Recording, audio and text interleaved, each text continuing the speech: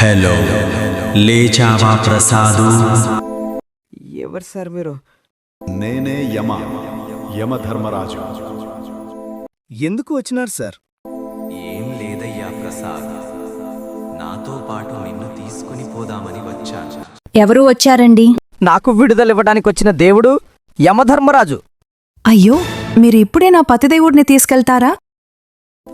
అవునమ్మా, sorry. Sir రండి sir, వెళ్దాం తొందరగా. అదేంటి ప్రసాద్, మనం పోతుందేది నరకానికి, ట్రిప్పుకి కాదు.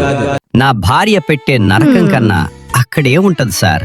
అంతే, నిన్ను నా వెంట తీసుకెళ్తే అది శిక్ష వేసినట్టు కాదు కదా. అవును సార్. మరి నీకు శిక్ష పడాలి కదారా ప్రసాదు? అవును సార్. అందుకే నువ్వు ఇక్కడే ఉండురా ప్రసాదు, నేను పోయేస్తా, పైనుండి నిన్ను చూస్తుంటా. యమా, ఇరికించావు కదా అయ్యా. నేను చూపిస్తాగా నీకు అసలైన నరకం. నమో వెంకటేశ.